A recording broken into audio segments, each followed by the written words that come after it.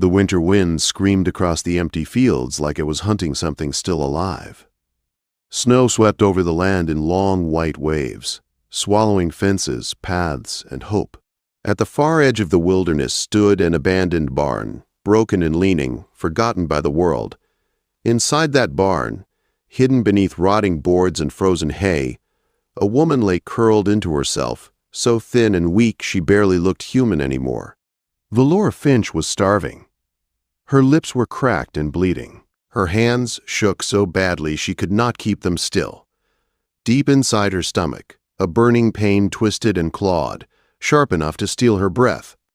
She had not eaten in days. 3, maybe 4. Time had lost meaning once hunger took control of her thoughts. Each breath felt heavier than the last. Snow slipped through the broken walls of the barn and struck her skin like tiny knives. She pulled her torn coat tight around her body, but it did nothing. The cold had already settled deep inside her bones. It felt like it would never leave. Once, Valora had been strong. Once, people came from miles away to ask for her help. Now even the mice avoided her. She dragged herself across the hay toward a small, cracked window.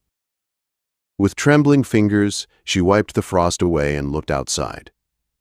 Not far from the barn stood a farmhouse, dark and silent. No smoke rose from the chimney. No light shone from the windows. No sign of life remained. Just weeks earlier, that house had been full of food, flour sacks stacked high, dried meat hanging from hooks, jars of vegetables lined neatly on shelves. All of it was gone now. Taken by the same people who once thanked her with smiles and prayers. Valora remembered their faces clearly. Neighbors she had known her whole life. Men whose wounds she had cleaned and stitched. Women whose babies she had helped bring into the world. They had stood outside her door, fear twisting their familiar faces into something cruel and unrecognizable.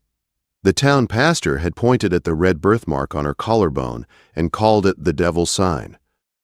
When sickness took 3 children that winter, they needed someone to blame. Valora had been an easy choice.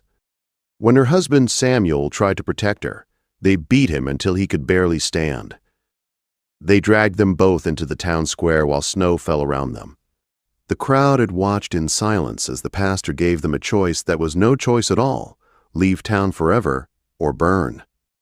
That same night, Valora and Samuel fled into the winter with nothing but the clothes they wore. They walked until their feet bled and their lungs burned. They never made